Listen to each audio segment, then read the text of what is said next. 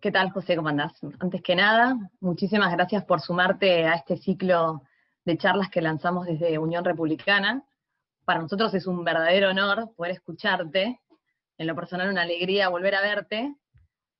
Para los que no lo conocen, José Antonio Álvarez es ingeniero en producción agropecuaria, es productor agropecuario en nuestro país y en Estados Unidos, además de ser un experto en el tema y consultado por mucha gente del sector que sabe bastante, y bueno, por nosotros que no sabemos tanto, pero que queremos aprender, tiene la generosidad de informarnos todo el tiempo y de compartir sus conocimientos con nosotros en una red social llamada Twitter, donde tiene gran interacción y genera debates muy enriquecedores, así que los que no lo están siguiendo todavía, vayan a seguirlo, su arroba es bumpercrop1, no se van a arrepentir, así que háganme caso. Si te parece, José, arrancamos con la charla. Nosotros le pusimos de nombre a este encuentro el agrosocialismo, un camino seguro hacia la pobreza, porque estamos viendo en estos proyectos que salen de las mentes de gente como Grabois, que están tratando de, con la excusa de la ecología y de la producción de alimentos sanos, libres de agrotóxicos, como ellos le dicen, o de productos químicos, tratar de canalizar o generar empatía para instaurar un sistema o un modelo agropecuario ineficiente y que a nuestro entender, vos lo sabrás mejor que nadie, nos podrás explicar ahora, solamente van a generar más pobreza y hambre en nuestro sistema de producción, o sea, nuestro modelo que venimos teniendo en cuanto a la producción de alimentos. Pero te escuchamos a vos. Bueno, es un gusto volver a verte igualmente, Inés. Desde ya muchas gracias nuevamente. Sí, bueno, con respecto al título que le pusieron ustedes a la charla, yo creo que es bastante apropiado. De hecho, bueno, lo venimos hablando desde hace años, ¿no? Porque de hecho la idea, eh, o las ideas, digamos, que mucha esta gente profesa, las vienen tratando de inculcar desde hace tiempo a través de varias vertientes, ¿no es cierto?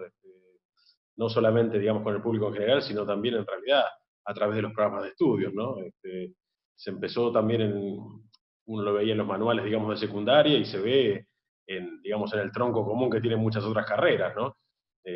Se trata de instalar, digamos, una cierta inseguridad a la producción actual de alimentos y bueno, obviamente que es infundada, ¿no? Pero bueno, eso digamos, es algo bastante fácil de demostrar, digamos, ¿no?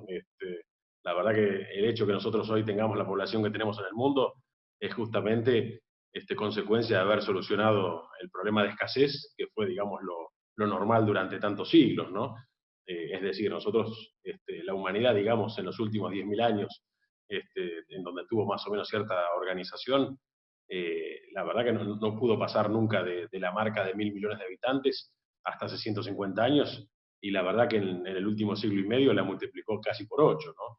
Entonces, digamos, eso se debió a dos cosas. Primero, al avance de la medicina y segundo, y en realidad no por eso menos importante, a la producción de alimentos, ¿no? Es decir, el florecimiento de la especie es consecuencia primero de haber solucionado el tema del hambre, digamos, ¿no? El tema del hambre solucionado en cuanto a la cantidad de alimentos que se produce. Después, ya después hablar, me refiero de a quién le llega, a quién no le llega, generalmente, obviamente, eso es un problema político, pero alimentos hay como nunca y al menor precio de la historia, ¿no? Con respecto al tema de la utilización de productos químicos, de hecho, uno de los argumentos que utilizan, o que por lo menos leí en cuanto a los argumentos que tiene Grabois, es por ejemplo en Entre Ríos, que justamente fue donde se planteó la disputa con el campo de los Echeveres, es la provincia que tiene como es el ícono de los crímenes ambientales en la utilización de estos productos, y hacen referencia a que, por ejemplo, más del 50% de los niños con tratamiento de cáncer en el Hospital Garrahan provienen de la provincia de Entre Ríos. Bueno, Entre Ríos, como alguna vez ya lo hablamos, ¿no es cierto? Participa solamente del 5% de la producción total que hay en la Argentina, digamos, ¿no? Es decir, si uno quiere conectar la producción agrícola con la prevalencia de ciertas enfermedades como el cáncer, en realidad conexión ahí no hay ninguna, porque de hecho la proporción tendría que ser mucho mayor en las provincias que son justamente productoras en serio, ¿no? Que son Buenos Aires, Santa Fe y Córdoba. Y además, que son justamente las provincias que tienen mucha mayor cantidad de población. Es decir, si Entre Ríos tiene el 5% de la producción, pero tiene el 50% de los casos, evidentemente la causa es otra. Una de las causas, digamos, de las cuales no se habla es, por ejemplo, la cantidad de aguas que supuestamente son potables y contienen altos niveles de arsénico, que de hecho es responsabilidad del Estado proveer agua potable, y sin embargo no lo hace. Eso sí, digamos, es algo probadamente cancerígeno, y que gran parte del interior del país lo sufre, ¿no es cierto? Aguas con arsénico hay en el 70% de la superficie del país. Y sin embargo eso no parece importarles, ¿no? Porque además al agua la cobran, digamos, ¿no? Pero bueno, de eso nunca nadie habla. Ahora, repito, si la idea es tratar de conectar producción agrícola con digamos, prevalencia de cáncer, Entre Ríos solamente produce el 5% del país. Así que ahí realmente, si quieren buscar una correlación, esa no es, ¿no? El otro tema que quería preguntarte, hace pocos días el presidente dijo, la producción de cultivos de soja desempleó cada vez más gente de los campos y permitió que toda esa gente se hacinara en las zonas urbanas. Te pregunto esto porque me parece que es el puntapié para que ocurra algo parecido a lo que ocurrió en Venezuela, cuando empezaron a expropiar los campos, tratando de instalar un nuevo sistema agropecuario, que hoy esos campos ya no producen más, son solamente tierras abandonadas y tienen cero producción de alimentos. ¿Vos cómo lo ves a eso? Bueno, el hacinamiento, digamos, de la población y el éxodo rural ocurrió a partir de la década del 40, ¿no? Y ocurrió, digamos, de manera planificada. Lo que se buscó justamente es sacar a la gente de los lugares de producción donde tenía, digamos, cierta posibilidad de tener un trabajo productivo y obviamente de lograr independencia económica, meter los que hoy, digamos, terminaron siendo casi 16 millones de personas en un radio de 60 kilómetros, después darle mala educación, acostumbrar a un montón de gente a vivir de un subsidio, fomentar el odio digamos, hacia los que producen, y todavía después tener un problema de droga. La verdad que el hacinamiento ocurrió bastante antes que la producción de cultivos, digamos, de manera extensiva, sobre todo la soja, que en realidad arrancó en la década del 90, ¿no? De manera, digamos, importante. Hasta el 95, la verdad que había muy poca superficie sembrada, pero, digamos, hacinamiento de gente que en realidad persigue digamos, un objetivo electoral, llevamos 75 años viéndolo, ¿no? Ahora, hay un tema con eso, que también es cierto que se están generando como dogmas con respecto al productor agropecuario, y uno de ellos, por ejemplo, es que tratan de instalar que el productor es malo, que no piensa en el pueblo y que produce solamente para rédito personal y que especula con el tema de las divisas para poder vender la producción y demás. ¿Vos tenés alguna opinión respecto a eso y me gustaría que nos la cuentes? Sí, bueno, justamente el sábado salió una nota en La Nación, en la cual yo participé, digamos, lo que dije ahí, digamos, es lo mismo que voy a decir ahora, digamos, acá no hay ningún sistema de castas que prohíba a nadie dedicarse a la producción agropecuaria. De hecho, con un capital bastante chico, cualquiera, digamos, que viva en un centro urbano puede vender su propiedad y con eso le va a alcanzar para alquilar un buen número de hectáreas, digamos, una propiedad, digamos, de un barrio de clase media en la ciudad de Buenos Aires, le alcanza para alquilar 1.000 hectáreas de campo si quiere. Y se puede financiar todos los insumos a cosecha y empezar a arriesgar y, digamos, si entiende que el negocio es tan brillante, digamos, tiene toda la libertad para hacerlo, ¿no? Es más, le van a pagar seguramente la propiedad en dólares, en billete, y va a poder alquilar en dólares a 77, con lo cual capaz que todavía alquila 2.000 hectáreas, ¿no? Ahora, después hay que ver si les gusta ser, digamos, tomadores de riesgo o no. Porque una vez que vayan a producir, no van a tener ninguna posibilidad de pedir subsidios como sí hacen en otras actividades, ¿no es cierto? Y además, el hecho de hablar, digamos, hablar de poca empatía con el resto de la población, justamente decírselo a un sector que tiene que entregar forzosamente el 80 o el 90% de la rentabilidad neta que tiene todos los años, la verdad que es bastante cínico, ¿no? Yo quisiera que alguien me diga qué otra actividad legal en cualquier lugar del mundo soporta una presión fiscal del 80 o el 90%. 80 o 90% que a veces es del 100%, porque si las cosas fracasan, de hecho, vos pagás impuestos fijos y pagás impuestos sobre la facturación bruta sin tener nada que ver con la ganancia, y sin embargo probablemente te endeudes o hayas quedado, digamos, en contra con lo que tenés que pagar de insumos o de lo que fuera, ¿no? Yo en eso, la verdad que a todos los que tienen, digamos, esa creencia, los invito a hacerse productores mañana mismo, ¿no? Como dije siempre, les podemos dar el asesoramiento gratuito también. ¿Vos pensás que, sacando el delito de usurpación y de toma de tierras, si se les entregase terrenos fiscales, por tirar alguno, podrían implementar este famoso plan o proyecto Artigas en esas tierras, o es un tema que evidentemente no les interesa? No les interesa la producción. Bueno, el país tiene 277 millones de hectáreas. Es decir, la cantidad de kilómetros cuadrados multiplicado por 100 te da el número de hectáreas, ¿no es cierto? Hay 277,8 millones de hectáreas en el país. Y en explotación agrícola, justamente por la presión fiscal, hay solamente 35 millones. Es decir, que tienen 180 y pico millones de hectáreas para experimentar, digamos, todos los kibbutz y todo tipo de, digamos, de colectivismos agrarios que quieran, ¿no? Con lo cual, yo creo que si quieren hacer algún acuerdo con el Estado y desarrollar tierras fiscales, a mí me parece bien, ¿no es cierto? Ahora, una vez que las desarrollen, que vayan a riesgo como hacemos nosotros, ¿no? Y que después estén sometidos también a la misma presión fiscal. Es más, pueden estar exentos de impuestos, que igualmente no dudo que les vaya bien, pero bueno, supongamos que también en ese caso lo podrían hacer, digamos, ¿no? Que le den 30 años para pagar, con una tasa del 2% anual en dólares y que lo paguen. Vamos a ver, digamos, ahí el lugar sobra, digamos, ¿no? No es una cuestión de que falte justamente tierra, ¿no es cierto? Somos bastante pocos para la tierra que hay. De hecho, tenemos la misma proporción de productores sobre población total que tienen otros países. Tenemos exactamente la misma que tiene Estados Unidos y Canadá. De hecho, Estados Unidos tiene 330 millones de habitantes y tiene 2.100.000 productores.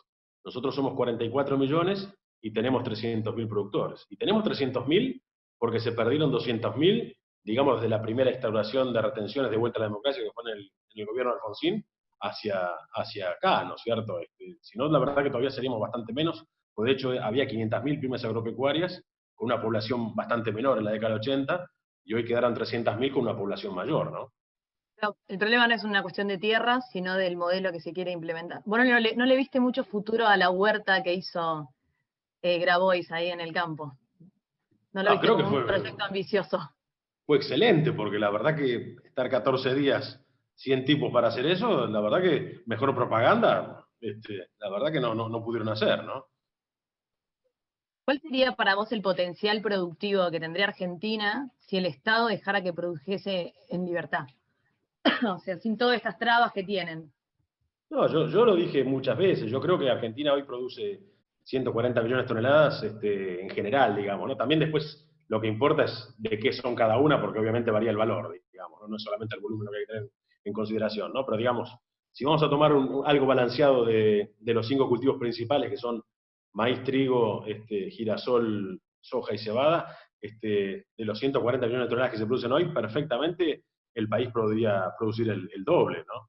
Ahora, el doble en una superficie un poco mayor, pero con la misma cantidad de habitantes. Eso lo primero que generás, como mínimo, es el doble de PBI per cápita, digamos, ¿no es cierto? Y además, obviamente, mucha más gente trabajando de eso, ¿no? Otra discusión que siempre se plantea es que la actividad genera poco empleo en general. Lo que sí es cierto, obviamente, es que genera poco empleo tranqueras adentro, digamos, ¿no? Después hay una serie de industrias, en realidad hay cientos de industrias que dependen exclusivamente del campo, que son solamente proveedoras exclusivas del campo, y que en realidad son trabajos digamos, de calidad y de sueldos altos, y que no los vas a ver adentro de un campo, pero que dependen exclusivamente de ahí, digamos, ¿no?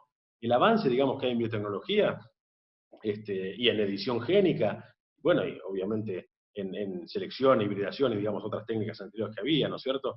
Y en la industria química aplicada justamente al agro, eso, la verdad que ese dinamismo no lo tiene ninguna otra industria, ¿no? Ni siquiera el software, ¿no? Y de hecho, la mayoría, digamos, de las aplicaciones, por ejemplo, satelitales, son del agro, con lo cual gran parte de esa industria en realidad tiene como cliente el agro también. La verdad que después hablar de máquinas, por ejemplo, cualquier máquina de esas grandes que uno ve en la ruta cuando va recorriendo, que valen 300, 400 o 600.000 dólares, digamos, la opera una sola persona, pero tuvo gente que la diseñó, que la fabricó, que la armó, que la transportó, que la mantiene, que la vende, digamos, hay muchísimos empleos que uno no lo va a ver ahí directamente, y que son todos empleos bien pagos y que dependen exclusivamente de eso. Lo único que cambió es que obviamente cada vez se hace más rápido, más eficiente y con menos pérdidas tranqueras adentro. Pero eso tiene su correlato con empleo de mayor calidad, obviamente demandante de más educación, fuera digamos, del establecimiento, pero depende exclusivamente del campo, ¿no? Ahora, hay una parte, o hay sectores que dicen que la actividad agropecuaria es inhumana porque se consume mucha proteína animal. Entonces, obviamente con la bandera esta de la ecología, de cuidar el medio ambiente, y que genera mucha empatía con un sector importante y con la juventud más que nada. ¿Vos qué opinás al respecto de esto?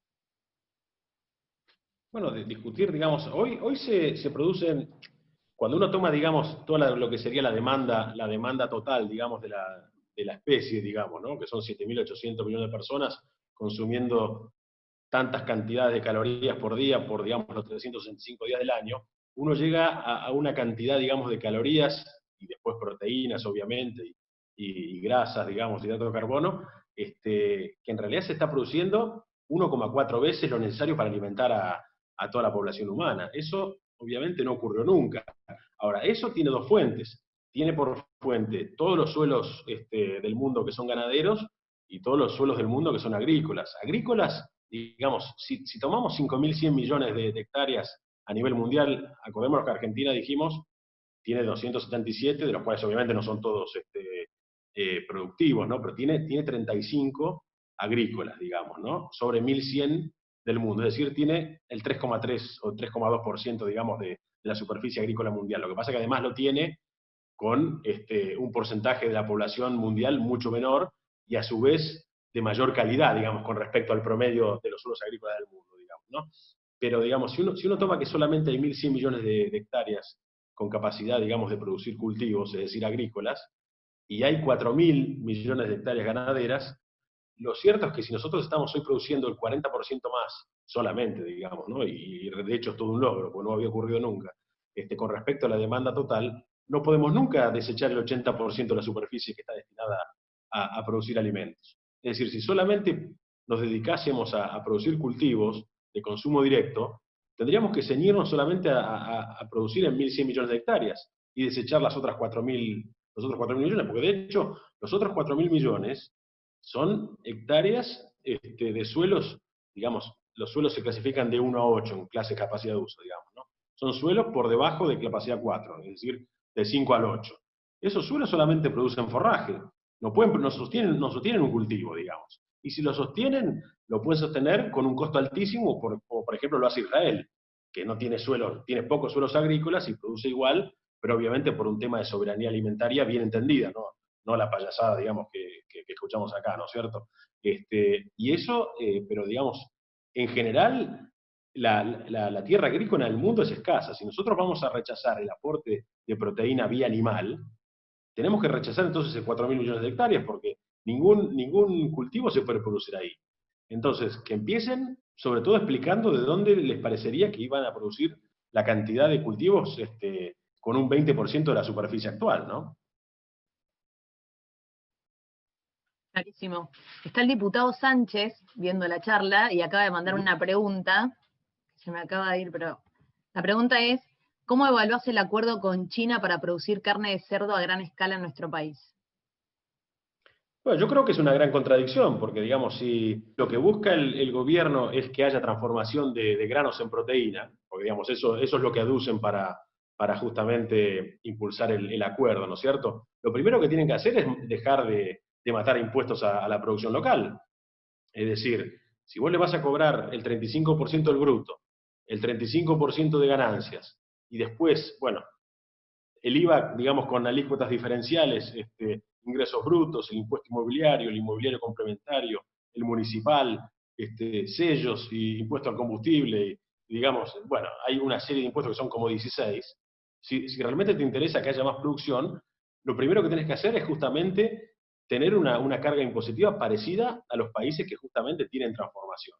Es decir, si vos vas a atrapar toda la renta del sector y no lo vas a dejar ahorrar, sin ahorro no hay inversión posible, y sin inversión posible no hay transformación y mucho menos creación de empleo productivo.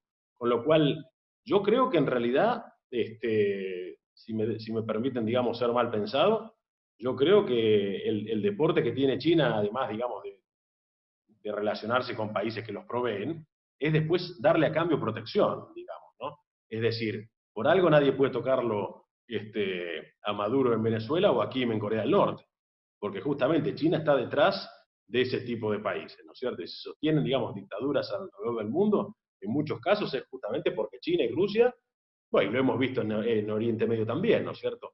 Países a los que nadie los puede tocar justamente porque están sostenidos por potencias de esta clase, ¿no es cierto? Yo creo que la motivación de muchos acá es obtener ese respaldo político antes que transformar, digamos,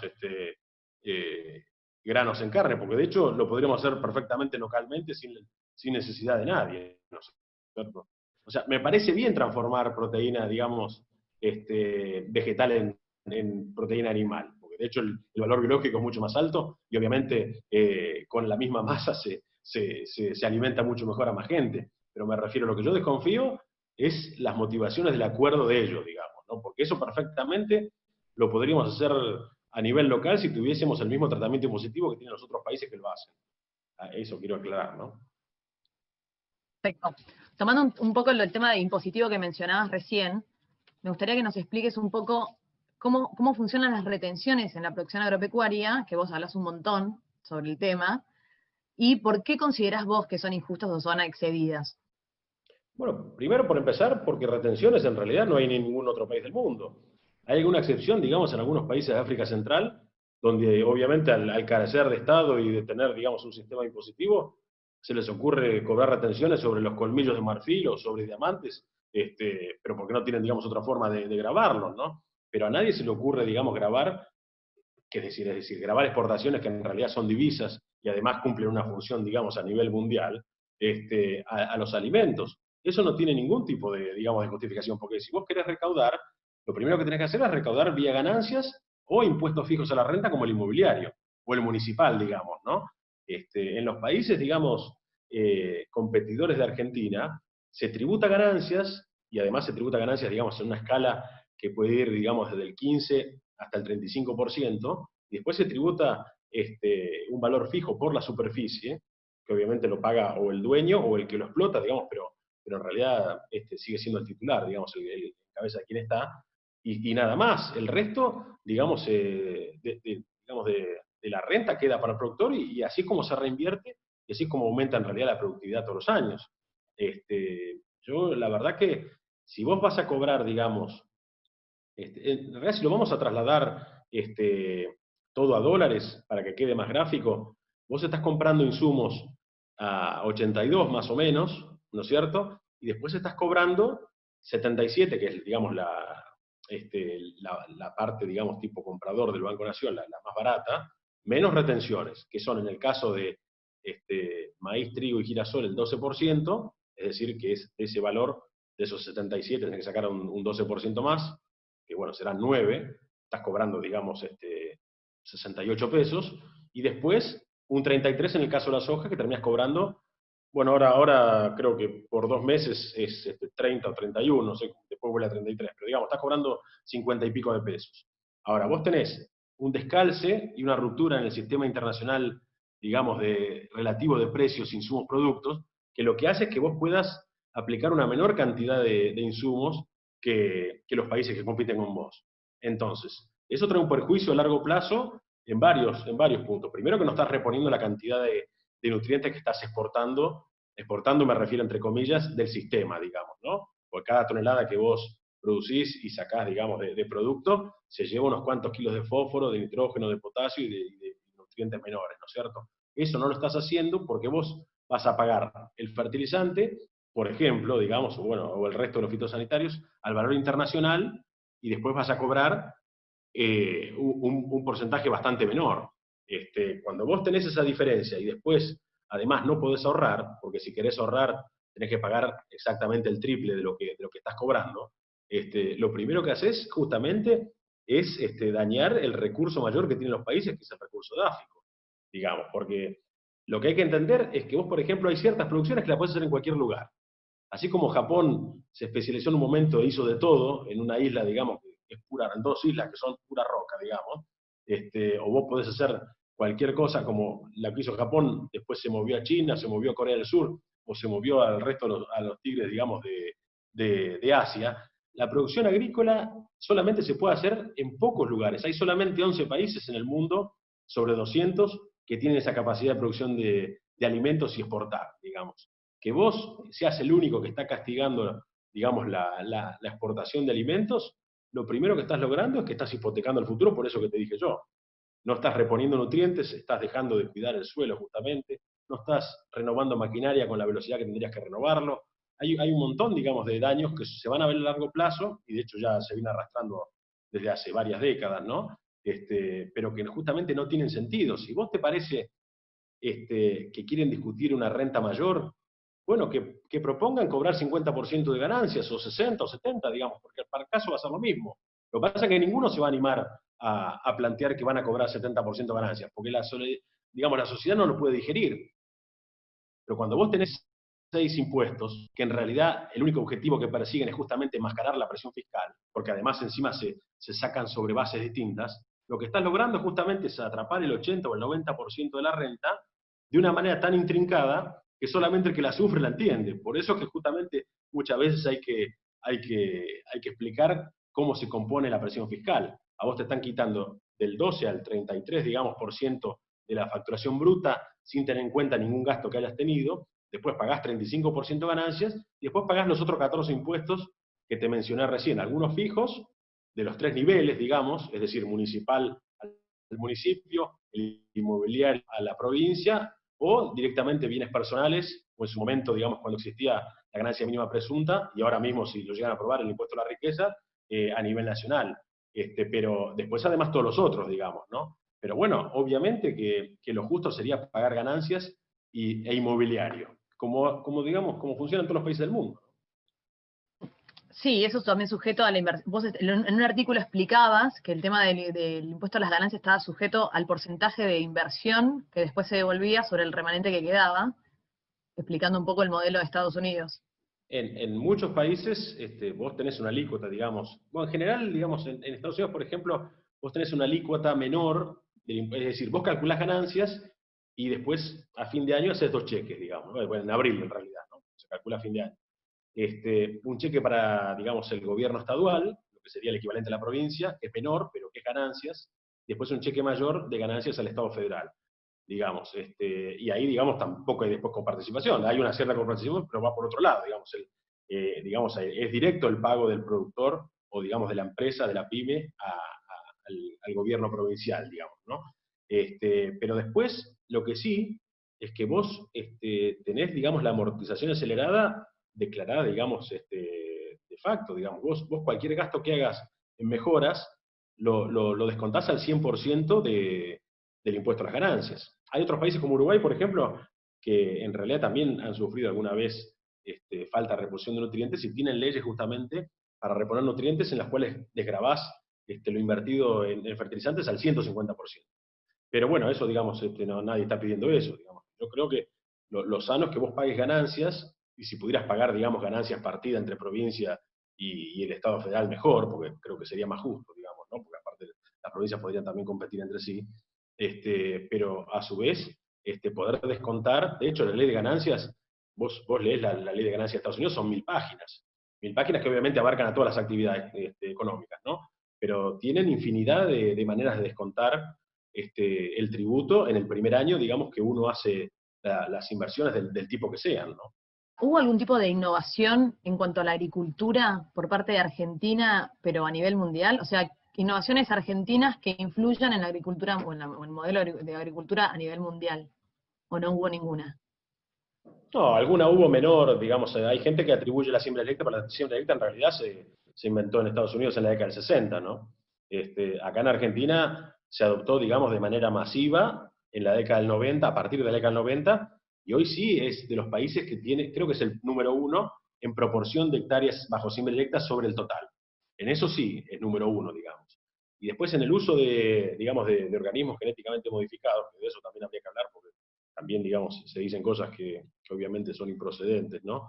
También es de los países que más adopción tiene, junto con Estados Unidos, Canadá, digamos, pero bueno, innovaciones ha habido, sí, menores, sobre todo, digamos, en, en maquinaria, digamos, pero la mayoría de las cosas han venido de Estados Unidos, que es donde está toda la investigación.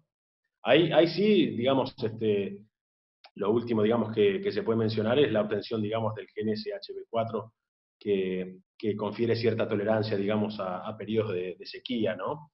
Que eso lo acaban de patentar. Pero bueno, eso tiene, digamos, una controversia en el sentido de que ahí lo que se está poniendo en juego digamos, la seguridad comercial, ¿no? Son infundadas, pero lo cierto es que hay, digamos, ciertas prohibiciones de muchos países a la compra de alimentos de consumo directo humano con, digamos, transgénesis, ¿no? Pero bueno, ahí, digamos, se aprobó acá en Argentina, hay que ver después si se aprueba en los países, digamos, que van a ser clientes, pero el problema es que después la segregación es muy difícil, con lo cual, digamos, si entramos en eso, tenemos que tener en cuenta que, por ejemplo, Estados Unidos en un momento había obtenido el trigo RR, que en realidad era una defensa contra malezas, no contra, digamos, no una tolerancia a la sequía, como es el caso pero bueno, lo pararon a fines de la década del 90, digamos. Es decir, transgenes en trigo hace 20 y pico de años que hay. Lo que pasa es que se decidió justamente por un tema de riesgo comercial, que repito, es infundado, pero en la práctica se da, que te rechacen, digamos, la producción, y se desestimó justamente por eso. Hay que ver cómo termina esto, ¿no? Pero creo que, bueno, si tenemos que nombrar, digamos, un hito o algo novedoso es eso, ¿no? Que no sé cómo va a terminar, ¿no? Pero bueno, es así. Viendo un poco al presente, a la actualidad, ¿cómo ves la política agropecuaria del gobierno de Fernández? Si es que hay alguna política agropecuaria. No, yo no veo ninguna política agropecuaria, ¿no? Desde ya, la verdad que no.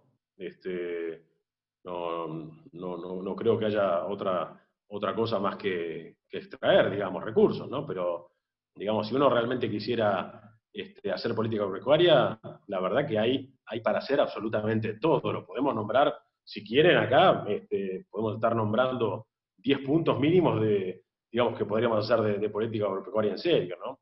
Lo primero que tenemos que hacer justamente es decir que Argentina debe ser de los países que menos riega, digamos, ¿no? El 99 y pico por ciento de la superficie y poca estabilidad, digamos, ¿no? Cuando la verdad que habría muchísimo para regar de lo que hoy ya se explota, y sobre todo si uno quisiera extender la frontera agropecuaria más hacia el oeste, digamos, ¿no? Como hacen otros países. En ese caso, la verdad que facilidades para el riego no hay, y una de las razones, facilidades me refiero que no se necesita ningún subsidio, se necesita solamente tener el mismo sistema de precios relativos que hace un rato. Es decir, si vos vas a comprar el mismo equipo de riego que compra un americano, o un canadiense, o un australiano, por lo menos tenés que cobrarlo, digamos, el mismo tipo de dólar del cual vas a comprar el insumo. Si no, la verdad que obviamente queda fuera, digamos, de posibilidades de hacerlo. Y con el drenaje es lo mismo, digamos, ¿no? Con el drenaje, digamos, hay un montón de zonas que son potencialmente agrícolas o otras que también son ganaderas, pero obviamente pierden productividad por estar anegadas, y justamente no pueden producir o no producen durante momentos en el año por carecer de drenaje. Y hay países enteros que se han hecho con el drenaje, y de hecho yo, si me permiten, quisiera también hacer una mención en cuanto a la ley de humedales, en la cual, digamos, aparte a mí me ha tocado participar en alguna charla de algún partido, digamos, y la verdad que me preocupó bastante el nivel de conceptos que se manejaban ahí, ¿no? Nosotros tenemos, digamos, 2/3 del territorio nacional árido o semiárido, ¿no? Es decir, toda la Patagonia, bueno, todo Cuyo, gran parte de La Pampa, el sudoeste de Buenos Aires y obviamente todo el NOA, ¿no es cierto?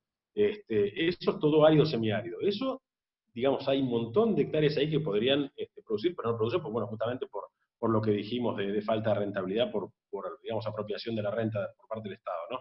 Pero de la parte húmeda, hay un montón de zonas que justamente tienen drenaje impedido por falta de obras. Y digamos, darle la potestad al Ministerio de Medio Ambiente para que tenga, digamos, control sobre superficies, en realidad, no se hizo digamos, el inventario de humedales, pero digamos, por la definición que habían tomado del INTA, que obviamente está bastante mal tomada, porque tiene otro sentido, ¿no? Calculaban que quedaba dentro de la órbita del Ministerio de Medio Ambiente el 24% de la superficie, es decir, no queda nada, porque si el 66% supuestamente es seco, y que de hecho lo es, ¿no es cierto? Y el otro 24%, la verdad que tiene problemas de drenaje, entonces la verdad que queda solamente el 10% para producir. Eso no tiene ni pie ni cabeza, digamos, la ley de humedales tendría que ceñirse a los sitios Ramsar, que obviamente están declarados como humedales y lugares, digamos, donde se puede realmente, o debe, digamos, preservarse, y obviamente son como, por ejemplo, las islas del Delta, bueno, los bajos submeridionales, si se quiere hasta cierto punto, los esteros de Liberá, los Mallines, las Turberas, digamos, ese tipo de lugares. Pero no la cuenca del Salado. La cuenca del Salado, por ejemplo, es toda productiva. Ahora, si le van a decir a alguien que por principio precautorio el Ministerio de Medio Ambiente le puede aplicar una multa sin tener certeza científica, además copiando el articulado de la ley bolivariana, digamos, de medio ambiente, porque yo invito al que quiera leer lo que está en Internet, la ley bolivariana de medio ambiente, y dice expresamente eso, que la propiedad privada está supeditada, lo dice de otra manera, pero en la práctica está supeditada, digamos, al capricho del funcionario que está a cargo del área, y además prima el principio precautorio, que es decir, que a cualquiera que pase por ahí se le ocurra denunciar a alguien que está produciendo en un lugar que tiene drenaje impedido, que repito, tiene drenaje impedido porque justamente faltan obras, por sobre la certeza, digamos, científica, y evidentemente le da la potestad de aplicar multas o indicar qué hay que hacer, cuando en realidad, la verdad que lo que se está es produciendo, ¿no? Quiero creer que cuando te preguntaron todo esto, tiraste abajo el proyecto directamente. O sea, esto no sirve. No, el proyecto siguió como, de hecho está, el proyecto no sé cuántos proyectos hay de leyes humedales, pero hay como 10 u 11, ¿no? Y la verdad que todos son bastante parecidos. Yo lo que les dije, y se lo dije con todo respeto, les digo, yo entiendo que por ahí no entiendan, digamos, de la parte técnica, ¿no? Porque, digamos, con el discurso, y no quiero sonar soberbio, ni mucho menos con lo que voy a decir, digamos, ¿no? Pero si el día de mañana yo les dije, van a hacer la ley de puentes, el discurso de escuchar todas las voces es hasta cierto punto, porque lo más probable es que lo lógico sea preguntarle al ingeniero, no al que vive lamentablemente abajo del puente. Entonces, con los pueblos originarios es lo mismo. Si van a hacer una ley digamos, para preservar el ambiente, por lo menos traten de hacerlo con gente que tiene conocimiento, ¿no? Y yo entiendo muy bien que, por ejemplo, muchos partidos, digamos, que en realidad nos representan a nosotros, o por lo menos creen representarnos a nosotros, se pongan de punta, por ejemplo, cuando hay avances sobre la justicia. Y lo entiendo porque ellos además entienden de eso. Y obviamente dicen, no, la verdad que esto no se puede ni tratar. Ahora, con los temas técnicos, justamente tampoco es el camino del medio. Hay cosas que están bien y cosas que están mal. Lo que hay que hacer es determinar lo que está bien e ir por eso. No, digamos, hacer un promedio de propuestas que incluyan disparatadas, porque obviamente, como dijo Enran, cuando uno, digamos, sabe lo que está bien y lo que está mal, ir por el gris implica aceptar parte, digamos, de la maldad. Entonces, en las cosas técnicas también pasa igual, digamos, ¿no? Yo no veo a ninguno que le haya pedido la vacuna a ningún curandero. Se la pidieron justamente, digamos, a, a los laboratorios de siempre, ¿no? Y con esto es lo mismo. Yo creo que muchas cosas podremos ser componedores y escuchar todas las voces, pero realmente nos tiene que regir la ciencia y la técnica, ¿no? Sí, pero como decís, a veces prima la ideología versus el profesionalismo y los aspectos técnicos reales. Si te parece, José, voy a leer un par de preguntas que Sí. nos van dejando en el chat. Acá preguntan, ¿cree que los impuestos que se están haciendo al agro van a bajar en un futuro medianamente cercano o que en algún futuro se reducirán? Porcentualmente no creo. La única manera que puede bajar, digamos, la parte de impuestos es nominalmente, porque digamos, si siguen aumentando la presión, lo que van a lograr es justamente cada vez recaudar menos. Pero porcentualmente no creo, ¿no? De hecho, no han dado ninguna señal de hacer eso. Es más, ellos todavía tienen potestad de seguir aumentando las retenciones a los otros productos que hoy no están alcanzados al máximo, ¿no? Con lo cual, todavía, digamos, si va a haber algún cambio, es probable que sea para peor, ¿no? ¿Cómo es posible que Holanda produzca más alimentos que Argentina? No produce más alimentos. exporta cualquier cantidad y en realidad produce sí muchísimo valor porque justamente tiene productos de mucho valor. Eso sí, pero digamos, cuando uno toma Rotterdam, Holanda es Rotterdam es el puerto de salida de todos los productos agropecuarios de Europa, digamos, ¿no? Sobre todo de toda Europa central. En realidad cuando uno le pone valor sí es el segundo exportador mundial, pero Holanda lo que tiene son productos de mucho valor y además, bueno, obviamente, productos de nicho, digamos. Bueno, si vamos a comparar, obviamente una tonelada de tulipanes, no se mide en toneladas, ¿no? Pero una tonelada de tulipanes debe valer 1000 veces la tonelada de cualquier otro producto. Eso de ya, ¿no es cierto? Pero bueno, eso tiene un nicho, digamos, ¿no? Uno tampoco puede convertir absolutamente todo en algo de mucho valor porque después no tiene clientes. Lo que sí, la Argentina se ocupó, digamos, sistemáticamente de destruir mercados durante décadas, ¿no? Por incumplimiento, por trampa, por un montón de cosas. Pero digamos, Argentina, digamos, de los 11 países que yo nombré recién, digamos, ¿no? Como con capacidad exportadora, Holanda no es uno de ellos. Digamos, países, digamos, los 11 países dentro de los 200 que tienen capacidad, digamos, de alimentar al mundo, porque esa, digamos, es la definición que perfectamente les cabe, son Canadá, Estados Unidos, Brasil, Argentina, bueno, obviamente en menor medida Paraguay y Uruguay, pero obviamente producen mucho más de lo que consumen, con lo cual son exportadores netos. Después, obviamente, Australia, Nueva Zelanda, y después Ucrania, Rusia, y bueno, debe haber alguno más, no sé si nombré 10 u 11, pero esos son los países que realmente producen mucho más alimento del que ellos consumen. Holanda no es uno de ellos. Holanda produce cosas obviamente de mucho valor, pero no vas a ver campos extensivos, digamos. Produce mucho lácteo, produce, digamos, muchas hortalizas, pero bueno, tiene un mercado, son cosas perecederas, tanto lácteos como hortalizas o frutas mismo, son cosas de, digamos, de cercanía, ¿no? Uno no puede llenar, la verdad, un barco con manzanas y mandarlo al otro lado del mundo como si pasa con los cereales, ¿no? Lo que hay que decir justamente es que en realidad, si uno tiene que reducir, digamos, el alimento de todo el mundo a un grupo solo, son los cereales, digamos. Es decir, los 1.100 millones de toneladas que hay anuales de producción de maíz y, bueno, los 700 y pico, ahora no recuerdo bien el número, y otros tantos o sea, de trigo y de arroz cada uno, son los responsables, digamos, de la gran alimentación de todo el mundo. Pues después, obviamente, tienen un montón de transformaciones, una de ellas es la carne, obviamente, los tipos de carne, ¿no? Sobre todo que hay una producción anual de 600 millones de novillos, hay no sé cuántos miles de millones de cerdos y hay como 19.000 millones de pollos digamos, que se faenan cada año, ¿no? Gran parte, digamos, de eso procede justamente de los cereales. Argentina es uno de los jugadores en eso, ¿no es cierto? Preguntan, ¿cómo ves el futuro del campo en la Argentina y hacia qué tipo mayoritario de producción se dirige?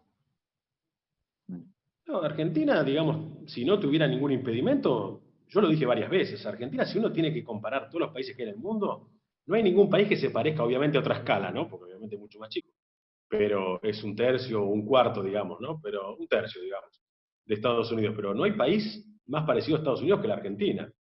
Me refiero a la parte justamente agropecuaria, ¿no? Que después, obviamente, en un momento competía y después dejó de competir, ya sabemos todos por qué, pero Argentina, digamos, estaba predestinado a hacer eso, ¿no? Y de hecho yo siempre pongo el mismo ejemplo de lo que puede hacer la política con la misma materia prima, digamos, ¿no? Siempre se habla, digamos, de los 3 lugares con mejores suelos del mundo, ¿no es cierto? Y son la cuenca del Mississippi, sobre todo la cuenca alta, digamos, ¿no? Es decir, el centro norte, la pampa húmeda, que arranca, digamos, de Bahía Blanca y se va hasta Santa Fe y Córdoba, sobre todo la parte mejor, digamos, ¿no? Y Ucrania. Y bueno, vos ves el resultado que tuvieron Estados Unidos, Ucrania y Argentina, totalmente disímil, contando, digamos, con lo mismo, ¿no? Obviamente a Ucrania le fue peor que la Argentina, pero por lo menos en un momento despertó y hoy justamente va en camino a otra cosa. Acá estamos discutiendo si queremos ser Ucrania o no. Esa es la verdad, digamos, ¿no? Y bueno, yo creo que eso la verdad que es bastante complejo, ¿no? Sobre todo en el siglo XXI, ¿no? Hablar de semejantes ideas, ¿no? Acá preguntan, ¿por qué crees que se tiene una visión de que el trabajador rural gana miseria? Tengo muchos amigos que trabajan en campañas de cosecha y son los únicos jóvenes en acceder a una vivienda tras menos de una década de trabajo. Es un poco lo que hablábamos hoy al principio. Sí, bueno, hay mucha gente que desconoce eso, ¿no? Digamos, ese ejemplo que yo puse recién, el que opera, digamos, una máquina que vale 500.000 o 600.000 dólares, la máquina, después está todo el equipo, digamos, capaz que todo el equipo vale 1.000.000 de dólares, ¿no? Esa gente gana el 10% de la facturación bruta. Y, digamos, una máquina de esas, hay días que factura 300.000 pesos. Obviamente no trabaja todo el año, ¿no? Trabaja, digamos, ciertos días al año y después, obviamente, hacen reparaciones o van rotando de cultivo, de zona, lo que fuera. Pero, digamos, hay pocos trabajos que generen 30.000 pesos por día. Obviamente no es una cosa, digamos, que sea de los 365 días del año, pero me refiero a ese nivel de calidad de empleo es que, digamos, lleva la tecnificación. Lo que pasa que, bueno, obviamente hay muchas veces que no hay gente, lamentablemente, capacitada para hacerlo, porque, bueno, digamos, desde la educación se planifica otra cosa, digamos, ¿no? Pero bueno, un trabajo, digamos, de ese tipo vale eso, ¿no? Y acá otra persona pregunta, ¿por qué crees que está mal visto tener un campo y vivir del agro? O sea, No, a ese nivel. ahora otra cosa voy a aclarar, ¿no? O sea, sueldos de miseria también hay. Si vos te vas al medio de la Pampa, bueno, o al medio de Corrientes, y la verdad que se tienen, digamos, trabajos de poca productividad, porque además el medio es de poca productividad. Y entre otras cosas, el medio es de poca productividad justamente porque no tiene renta y no puede hacer, digamos, inversión y por eso produce poco. Obviamente que los sueldos son malos. Pero, digamos, no hay mejor forma de mejorar los sueldos que justamente dejar el dinero, la multiplicación del dinero en manos de quien la crió en primera instancia. Es eso, digamos, ¿no? Obviamente que no va a haber, en muchos casos, sueldos mejores para alguien que cuida 300 vacas en el medio del desierto. Obviamente va a ganar poco. Porque si ganara mucho, gana más que el dueño de las 300 vacas. O si no, tendría que estar el dueño, digamos, ¿no? Pero hay mucha empresa, digamos, de ese tamaño en el interior. Acuérdense que son 300.000 pymes el sector, digamos, ¿no? Bueno, las que quedan, pero por ahí. Obviamente no son todas grandes. Hay empresas muy chiquitas y hay empresas grandes. Las grandes son las menos, digamos, pero bueno, claro que hay sueldos malos. Eso digamos, no se puede negar, pero proceden también de la falta, digamos, de productividad, ¿no? Acá Kevin nos pregunta con respecto a tu experiencia en Estados Unidos, dado que las elecciones son mañana, ¿cuáles son las diferencias entre las políticas para el agro que tiene la administración de Trump y de Biden? Sí, bueno, no, en general el interior de allá es republicano, ¿no es cierto? Sí, siempre lo fue. Y de hecho se discute, bueno, muchas veces la cuestión del colegio electoral, ¿no es cierto? Yo creo que el sistema de ellos es bastante más sabio, digamos. Ellos no tienen el partido de la matanza eligiendo el presidente como acá. Entonces, yo lo dije muchas veces, si bien, por ejemplo, Dakota del Norte, Dakota del Sur y Montana tienen 3 electores cada uno, que la verdad que son pocos, porcentualmente, claro, le lleva menos población a ese tipo de estados que son productivos, digamos, en el punto que son productivos, pero vive muy poca gente, con respecto a estados más populosos. Porque obviamente, digamos, la cantidad de electores que tiene el estado de Nueva York o California, en proporción, son menor a estos estados, digamos, que tienen menos población. Pero bueno, así fue el acuerdo. Digamos, es una unión de Estados Unidos, y obviamente esa gente tiene que tener representación, y de hecho aporta mucho más al PBI cada una de esas personas que un montón de barrios que viven, digamos, del welfare o digamos, de los cupones, digamos, de comida en barrios populosos de las grandes ciudades. Yo lo que sí, digamos, si tenemos que reducir, digamos, las propuestas a pocas, digamos. Yo me acuerdo que en la elección del 2016, si uno tenía que ver la diferencia más grande entre una propuesta y otra, Hillary, digamos, había propuesto subir la alícuota mayor del impuesto a las ganancias de 35 a 45, y Trump propuso bajarla de 35 a 15, que no lo logró, lo bajó a 21, ¿no es cierto? Pero bueno, digamos, hizo bastante de lo que pudo, digamos, ¿no? Con el tema de la salud también pasó otro tanto. Lo que pasó, digamos, con el Obamacare es que mucha gente que tenía, digamos, una, una cobertura privada terminó pagando mucho más. Por eso el otro día hablaban de la socialización, digamos, del sistema de salud. Y lo que termina pasando, está bien que en países no corruptos puede andar un poco mejor, pero en algunos países lo que termina pasando es que después obviamente se despilfarran los recursos. Y de hecho, países, digamos, bastante sanos en cuanto a corrupción como Canadá, lo que ocurre también es que, por ejemplo, de los estudiantes de mejor promedio de la secundaria, ninguno quiere estudiar medicina. se dedican a otras carreras, porque de última lo que terminan haciendo es cobrar lo que le da el Estado, digamos, de bono por cada persona que atiende, ¿no? Me refiero cuando el sistema es totalmente social, ¿no? Con lo cual, yo la verdad que creo que, digamos, lo de Trump, dejando de lado que a la gente no le guste las formas de él, y que podemos coincidir, que, digamos, sea algo ególatra o que tenga, digamos, ciertas formas que no le caigan simpáticas a todo el mundo, yo creo que dentro de lo que nos gusta, digamos, a los que somos más liberales, es lo más, digamos, potable que hubo en los últimos años, porque la verdad que Ron Paul y Randy Paul se vinieron presentando en las internas republicanas durante 2 décadas y obviamente nunca sacaba más del 3%. Digamos, hablando de gente que proponía, digamos, aumentar el empleo privado sobre el público, ¿no? Y reducir subsidios y darle más, digamos, mejores posibilidades de crecimiento a la iniciativa privada, ¿no? Con lo cual, en eso, yo creo que el interior, digamos que es obviamente superavitario en recursos, obviamente está siempre al lado de los republicanos. No sé cómo estás de tiempo, pero tengo un par de preguntas más. Yo no tengo problema, no. Perfecto. Ustedes quieren. A ver, ¿ves factible extender la frontera agropecuaria en Argentina? ¿Tiene lógica que se cobren los mismos impuestos a un productor de pergamino que a uno en Formosa? ¿Y de dónde crees que nace el odio del kirchnerismo a todo aquel que produce y procura su propio sustento? Esas tres en una. Bueno, no, primero que nada, la frontera agropecuaria, por supuesto que se puede extender. Y se puede extender de esas dos maneras que dije yo. Es decir, dejando, digamos, que haya posibilidad de irrigar las zonas que hoy no se irrigan, pero que no se irrigan no porque nadie lo impida, sino porque justamente no están dadas las condiciones en el sentido de que vos vas a cobrar en la práctica un tercio o la mitad de lo que vale tu producto y cuando vas a comprar, digamos, insumos o bienes de capital lo tenés que pagar a valor internacional más flete de impuestos. Entonces, por eso no se hacen los desarrollos de muchas zonas. Digamos, nadie está pidiendo ningún crédito blando ni nada por el estilo. Lo único que se está pidiendo es que, digamos, las condiciones sean las mismas que los países competidores. Ahora, obviamente que por eso, bueno, un ejemplo es la provincia de San Luis. San Luis podría producir muchísimo más si tuviera, digamos, las condiciones que corresponden, pero, digamos, está cerca perdón, tiene posibilidades de regar, pero está lejos del puerto y obviamente se le hace antieconómico para un montón de producciones y obviamente también se le hace caro regar, ¿no es cierto?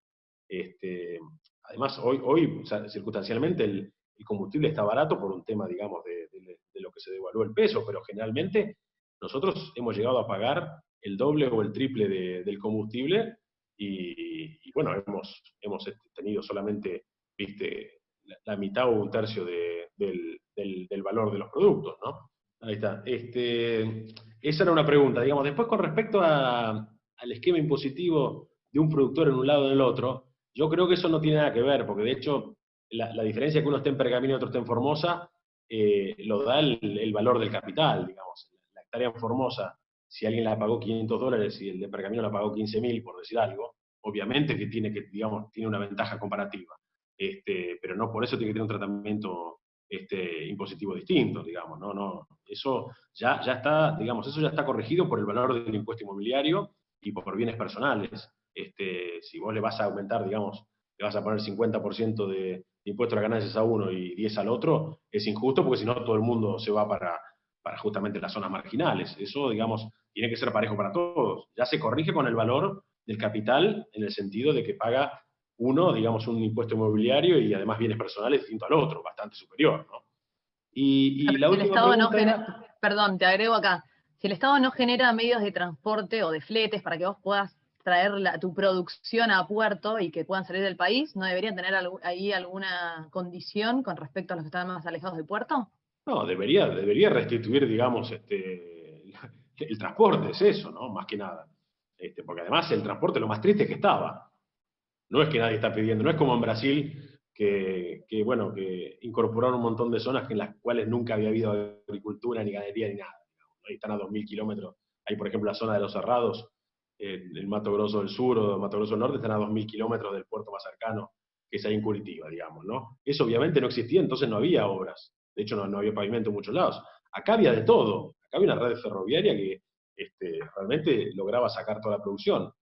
A diferencia de lo que nos explicaba en el colegio, de que había lugares que no había conexión. Sí, había lugares que no había conexión porque en realidad el sentido de la red ferroviaria era exportar, con lo cual después la verdad que estaba bastante bien diseñado, eso se perdió, digamos, se perdió después de un montón de años, de 100 años, ¿no? Pero creo que lo que tendría que hacer, y creo yo, en realidad para que no le cueste ni un centavo, digamos, digamos, al público en general que no se va a beneficiar de eso, lo que tendría que hacer el Estado es dar concesiones y que la inversión la hagan los privados y que cobren los fletes los privados como corresponde y listo.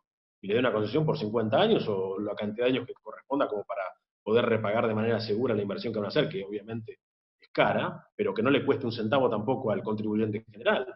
Que lo paguen, digamos, que gane la empresa que invierta y después que lo pague en fletes, digamos, el que lo va a usar. Yo creo que eso es lo que corresponde, además, ¿no es cierto? No pedir restituir, digamos, la red ferroviaria a costo de contribuyente en general. Me parece que eso se puede hacer perfectamente y de hecho en Estados Unidos ocurre así. Hay empresas dueñas de ciertos ramales, ¿no? Y aparte por un determinado número de años, después que le queda al Estado, obviamente. Sí. Y había otra pregunta más, pero no me acuerdo ahora. ¿Por qué crees que el kirchnerismo odia a los que producen y progresan, básicamente? Creo que era, lo tengo que buscar, pero era eso. No, bueno, el kirchnerismo odia a todo aquel que tenga libertad económica, digamos. Le En da lo realidad. mismo. Podría ser también, qué sé yo, gente que hace, digamos, otra cosa de valor. Lo que pasa es que en Argentina el sector nuestro es justamente el responsable del 65-70% de las divisas que entran al país todos los años y que además son las que después le dan movimiento a toda la economía. Entonces el odio viene por ahí, digamos. Mismo lo estamos viendo ahora, digamos. Todas las cosas que vemos, digamos, o esos juegos de dictador caribeño que tienen tratando de que todo el mundo esté en la cola de un banco cobrando un subsidio que dan ellos, te revela que en realidad el problema de ellos no es con el sector ni con un tipo de producción, sino simplemente con aquel que no depende de ellos. Cuando vos lográs tener, digamos, libertad económica, es que recién podés ejercer el otro resto de libertades individuales. O sea, votar solo no te sirve de nada si vos después no vas a poder, digamos, disfrutar del fruto de tu esfuerzo. Y justamente la libertad económica es la que permite que después vos puedas ejercer el resto de las libertades individuales. Yo creo que lo que justamente no les gusta es eso, ¿no? ¿Qué pensás acerca de realizar una campaña con unos rendimientos muy bajos como protesta contra las retenciones? Bueno, eso, digamos, se da naturalmente. Yo creo que eso ni siquiera necesita planearse mucho. Si los precios, digamos, vuelven a un valor normal, porque hoy están altos, digamos, a nivel internacional, ¿no? Pero si los precios vuelven a un valor normal, y vos, como dije hace un rato, vas a tener que comprar todos los insumos que, repito, son indispensables para tener el nivel de productividad que tienen todos los países hoy, porque si no eso se conecta, digamos, una de las razones por las cuales, bueno, digamos, los del proyecto Artigas lo dijeron, digamos, como manera ecologista, pero a mí lo que más me preocupó fue que algunos colegas, digamos, de organismos estatales apoyaron ese tipo de ideas diciendo, por ejemplo, que la agricultura era drogodependiente. Digamos, bueno, eso es lo mismo que decir que la medicina es dependiente de insumos hospitalarios. Y bueno, obviamente que es dependiente de insumos hospitalarios, porque si no, habría 1.200 millones de personas como hace 150 años, y resulta que hay 7.800 camino a 9.000 millones, digamos, ¿no? Lo que dijimos el otro día cuando hablamos, o hace un rato cuando habíamos hablado, digamos, uno no puede contentarse con tener una performance similar a la que se tenía en la Edad Media, porque es lo mismo que decir, yo en este hospital tengo una mortalidad infantil del 5%, ¿no es cierto? Y me parece bastante razonable porque no uso ningún insumo. Bueno, hoy en día un país, digamos, de primer mundo tiene una mortalidad infantil del 0,3. Entonces, ¿cómo vas a vos aceptar tener 17 veces más mortalidad infantil con la excusa de no usar insumos? Bueno, es exactamente el mismo caso, digamos, ¿no es cierto? Las plantas y los animales se enferman de la misma manera que nos enfermamos nosotros, y si nosotros no hacemos nada, se mueren, digamos, ¿no? ¿Qué es qué es el destino del perejil que tenían estos ahí, ¿no es cierto? Porque la verdad, obviamente otro destino no iba a tener, ¿no es cierto? Pero la verdad que renegar de los insumos es ir en contra, digamos, digamos, de décadas de ciencia y la verdad que despreciar la vida que entregaron muchos a la investigación durante muchos años, digamos, ¿no? Es decir, no es de casualidad todo esto, ¿no? Bueno, de hecho tengo igual ahora no sé cómo compartir, pero tengo algún gráfico justamente de lo que fue, digamos, la evolución de la población acelerada en el último siglo y medio con respecto a los últimos 10.000 años, y lo que fue después, además, la curva, digamos, de aumento de producción de alimentos con respecto a la poblacional, y resulta que la pendiente de la curva de producción de alimentos es mayor que la de la población. Y de hecho en el año 90 fue cuando se cruzaron. Es decir, en el año 90 se empezó a producir más alimentos que lo que la gente consumía. Se logró que la pendiente de producción de alimentos en los últimos 30 años sea mayor que el aumento, digamos, o sea, que la tasa de incremento poblacional, que además es geométrica. Es decir, la producción de alimentos fue más que la de la tasa de aumento poblacional. Y eso sí o sí, digamos, se logró mediante la ciencia. Y renegar de eso, bueno, es volver justamente a momentos en donde había escasez, ¿no? Suena súper lógico cuando lo decís, pero cuando vos lees lo que plantea el proyecto Artigas, ellos reivindican que retroceden en el tiempo, que volvemos a Claro. producir y a sembrar y a cosechar. Es loquísimo. Bueno, eso ya sabemos, ¿no es cierto? Que ellos reivindican, digamos, obviamente el mismo modelo que destruyó 40 sociedades distintas a lo largo y ancho del mundo, ¿no es cierto? Porque la verdad que el modelo de ellos fue que se ocupó de destruir 40 sociedades, digamos, económica, social y moralmente a lo largo de todo el planeta, ¿no es cierto? Entonces, la verdad que digan que esta vez va a funcionar y encima, digamos, con los personajes que lo llevan a cabo, peor todavía, ¿no? Yo en eso, la verdad que creo que lo que hay que contestar es eso, ¿no? Y la otra pregunta que hay Oh, que hacer abiertamente con alguien que te discute eso es, tenés 200 países en el mundo para elegir, ¿a cuál te gustaría a vos que se parezca a la Argentina? Esa pregunta, que la respondan. ¿Te gusta Venezuela, Corea del Norte y Cuba, que digamos que tienen un sistema parecido a ese? ¿O te gusta Australia, Nueva Zelanda, Canadá y el interior de los Estados Unidos? O Brasil mismo, digamos. Que Brasil no para de crecer, a pesar de que Brasil, digamos, en lo que es calidad de suelos está lejísimo de la Argentina. Porque de hecho la Argentina del hemisferio sur, de todo el hemisferio sur, es el lugar que tiene los mejores recursos, digamos, por lejos, ¿no es cierto? Con lo cual yo creo que la discusión se termina ahí, ¿no es cierto? Que cada uno diga a ver a qué país quiere que se parezca a la Argentina y listo, y vamos para adelante. Después vemos el resultado, ¿no es cierto? Pero yo creo que no hay mucho para discutir ahí, ¿no es cierto? Mm. lo importante antes de hacer esa pregunta creo que es derribar los mitos, porque nosotros cuando publicitamos la charla, muchos de los comentarios eran, pero nosotros estamos a favor de la ecología y cuidar el medio ambiente. Sí, perfecto. Ahí radica el engaño en realidad, porque ellos no buscan No, eso, están buscando otra cosa. Lo que pasa es que yo decir eso te corta cualquier tipo de afiliaciones a tu movimiento. también hay mucha gente que está en contra, digamos, de las vacunas convencionales. No, digamos, no estoy hablando de estas que están intentando, digamos, aprobar ahora sin testear, ¿no? Digamos, del hecho de vacunar a los hijos o no. Ahora, cuando vos hablás con la gente que está en contra de vacunar a los hijos, digamos, contra enfermedades, digamos, que se erradicaron gracias justamente a eso, ¿no? Como la poliomielitis o un montón de ellas, no hay ningún médico. Y con esto pasa algo parecido. De los que vos hablás, con los que hablás y digamos que están en contra de la producción, yo he visto mucho, digamos, sin desmerecer a nadie, ¿no es cierto? Pero he visto mucho antropólogos, sociólogos, politólogos, pero agrónomos no veo casi ninguno, digamos, ¿no?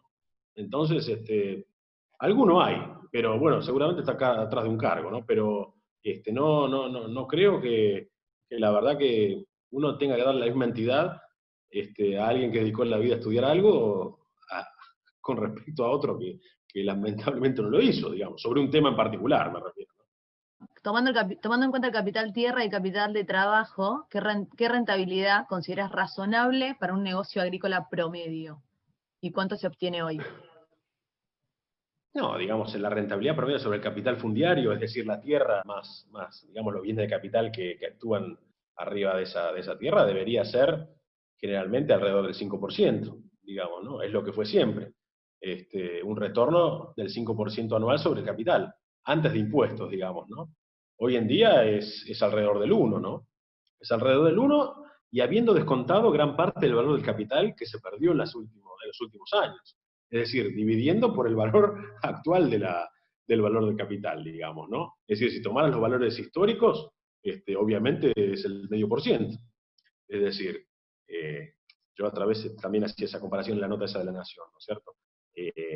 Algo similar en otro país, con otro país, digamos, donde hay territorio en abundancia, como por ejemplo Estados Unidos, algo similar a la Argentina en productividad, sale el 150% más. Es decir, 13 contra 30.000, por ejemplo, hablando de lo más caro de cada país, ¿no es cierto? Lo mejor de Argentina valdrá hoy 13.000 si es que alguien lo paga, porque también nadie quiere desprenderse de dólares, ¿no? Y lo mejor en Estados Unidos vale un promedio de 30. Todo ese valor, digamos, que se perdió justamente por razones políticas, ¿no es cierto? Pero pasa con una propiedad urbana.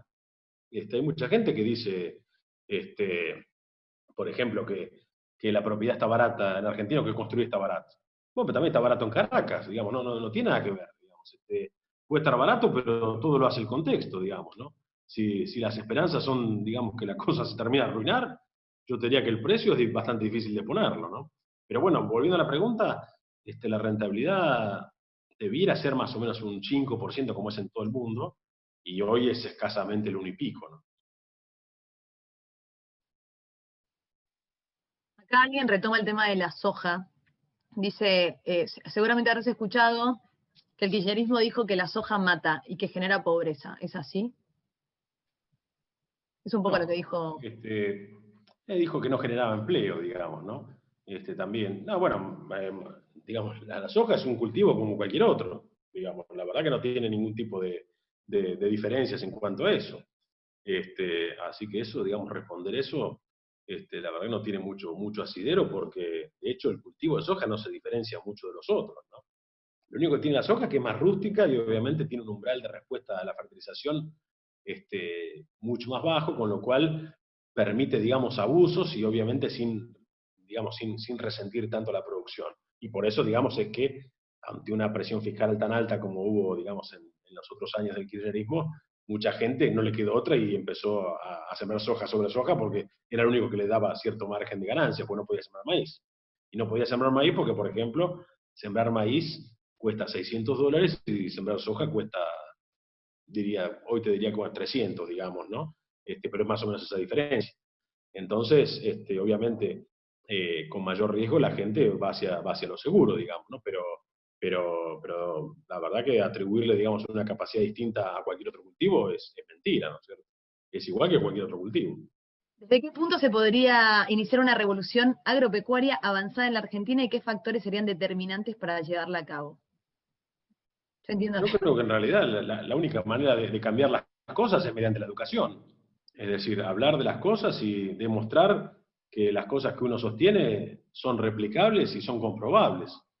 Y de la misma manera refutar proyectos justamente que no tienen ningún sentido, como por ejemplo el que mencionamos antes, ¿no es cierto? Yo creo que la manera es que más gente que justamente no es del sector pueda entender que las cosas, digamos, que funcionan son de esta manera y las que no funcionan son de la otra, y decir, esto funciona en todos los países del primer mundo, donde no hay casi pobres, no hay casi desempleados y sobran alimentos, y las otras cosas funcionan, se aplican en países que no funcionan, donde son todos pobres y además hay escasez de alimentos.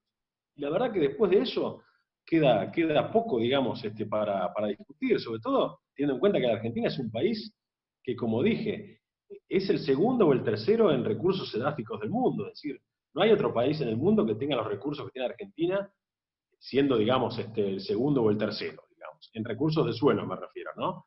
Y me refiero a recursos de suelo como el bien estratégico que te va a proveer del bien más demandado en cantidad y tiempo del mundo, que justamente son los alimentos. Es decir, los alimentos y la energía son los dos tipos de bienes que tienen demanda infinita, tanto en cantidad, bueno, en calidad también, digamos, por eso además hay cada vez más especialización, y en tiempo, porque justamente la gente no va a dejar de comer nunca de acá hasta que se muera o que se termine la humanidad. Y ser uno, como repito siempre, uno de los 11 países que tiene esa capacidad y hacer justamente todo digamos, por destruirlo solamente para quitarle recursos y comprar votos, porque obviamente no es por maldad. O sea, maldad tiene, pero además es estupidez, digamos, porque digamos, no es que lo están haciendo para favorecer otro sector, es solamente para comprar votos.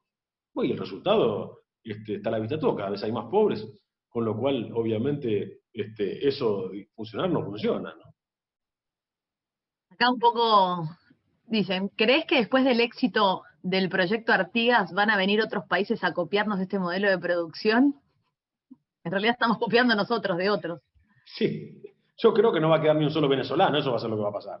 Porque van a decir la verdad que a sufrir desarraigo para venir a experimentar lo mismo, Yo creo que lo que va a pasar es eso, digo, va a haber un éxodo de gente que ya conoce cómo termina la historia, ¿no? Dos preguntas más que tengo acá. Desde hace décadas se dice que Argentina debería ser el supermercado del mundo. ¿Por qué pensás que no ocurre? ¿Solamente por las políticas que toma el gobierno? Sí, creo que justamente es eso, digamos. Y después porque justamente hay mucha gente que no entiende cómo funciona el negocio, digamos. Yo lo he mencionado varias veces, me da pena escuchar gente, obviamente lo hacen con cierta animosidad, ¿no es cierto? Y no lo hacen, digamos, de manera inocente, pero decir de que, por ejemplo, cuando sale a hablar de Mendigure nomás diciendo que la Argentina debería hacer galletitas y fideos en vez de trigo y ese tipo de, digamos, de declaraciones, ¿no es cierto? Eso es desconocer absolutamente cómo funciona, digamos, el mercado internacional de alimentos.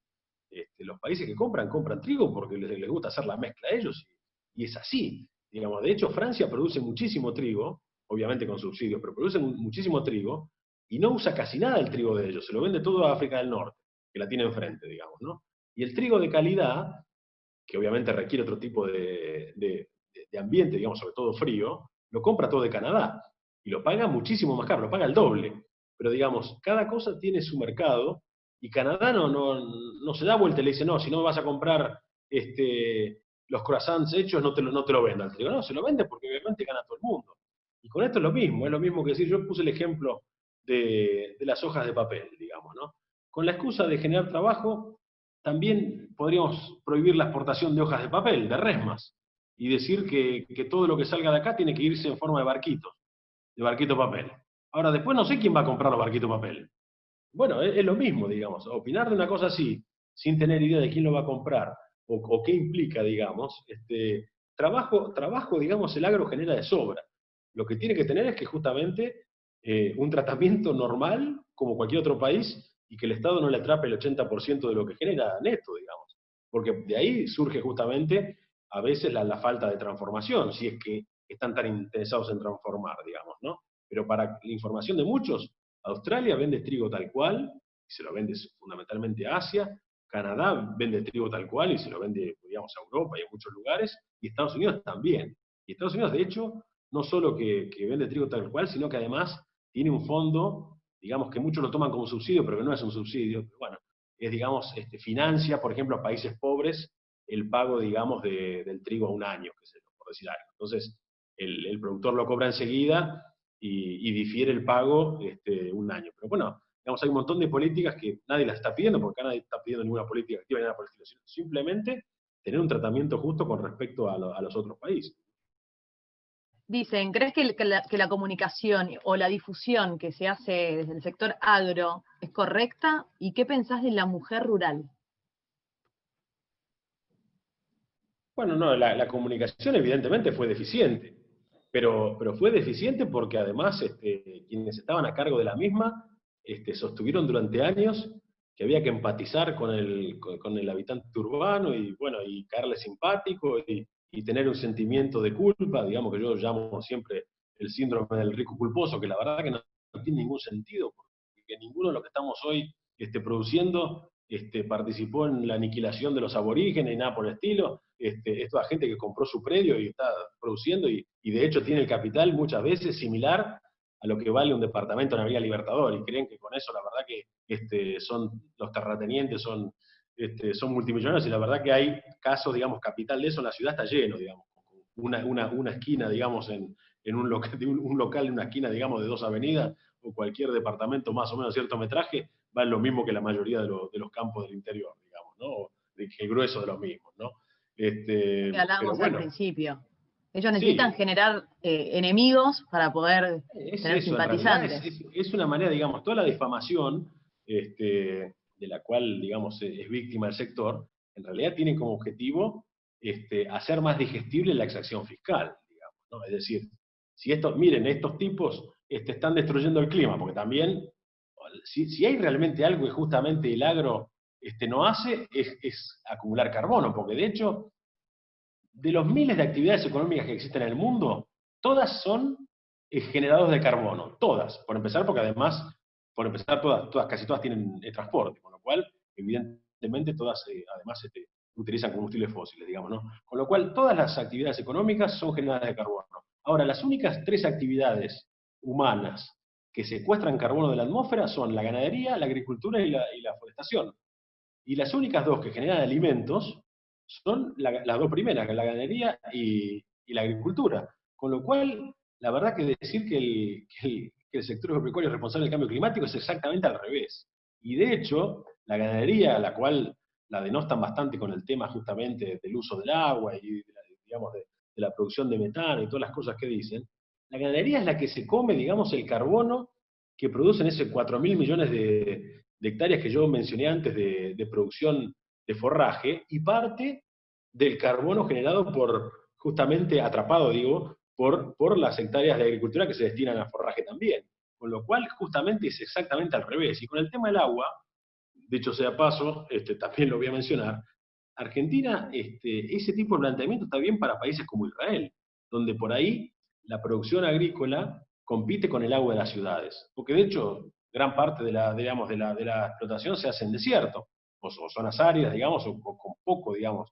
Pero en Argentina, justamente, el 99 y pico por ciento de la superficie se realiza en secano, con lo cual, ahí creo que son, no recuerdo ahora, pero son algo de 20 y pico mil millones de litros que se van por minuto por el Río de la Plata, por ejemplo, por nombrar un solo de los, puede estar mal, digamos, la medida, digamos, ¿no? Pero más o menos es una inmensa cantidad de agua dulce y, digamos, y potable si se potabiliza, que se va al mar a cada minuto. Y estamos hablando de un solo río, después están todos los ríos, digamos, y la agricultura argentina ni siquiera usa un litro de eso. Porque de hecho, donde se riega un poco, digamos, con agua subterránea. O sea que ni siquiera ese argumento tiene ningún asidero, digamos. No hay, digamos, consumo de agua para las ciudades, con lo cual, la verdad que no, en eso es poco lo que hay para discutir, ¿no? Clarísimo. La verdad que hay un par de preguntas más, pero ya vamos 1 hora y media. Así que nada, agradecerte mucho por esta charla. Nos quedó todo muy claro. Es fundamental que sigamos luchando contra estos mitos y contra estas falacias que quieren imponernos. Así que acá te están agradeciendo todos en el chat, excelente charla, gigante bumper, excelente. Así que nada, José, un placer, sos un genio. Y Muchísimas gracias a todos y a vos, Inés, por la invitación. La verdad que te agradezco mucho la consideración que me tenés siempre. no, por Bueno, favor, te lo mereces. La verdad que te mereces porque sabes mucho del tema, sos muy claro, sos muy respetuoso del que opina diferente y siempre apostando a darle información. No paran de aplaudir acá, te aplauden. Así que nada, bueno, muchísimas gracias. Y obviamente en alguna oportunidad nos volveremos a ver cómo termine todo esto. bueno, cómo no. Desde ya, nuevamente, muchísimas gracias a todos por haber estado hoy. Y bueno, especialmente a ustedes que organizaron la charla. Y bueno, y nos vemos cuando quieran, cómo no. Muchísimas Muchas gracias. gracias. Adiós. Bueno, hasta luego.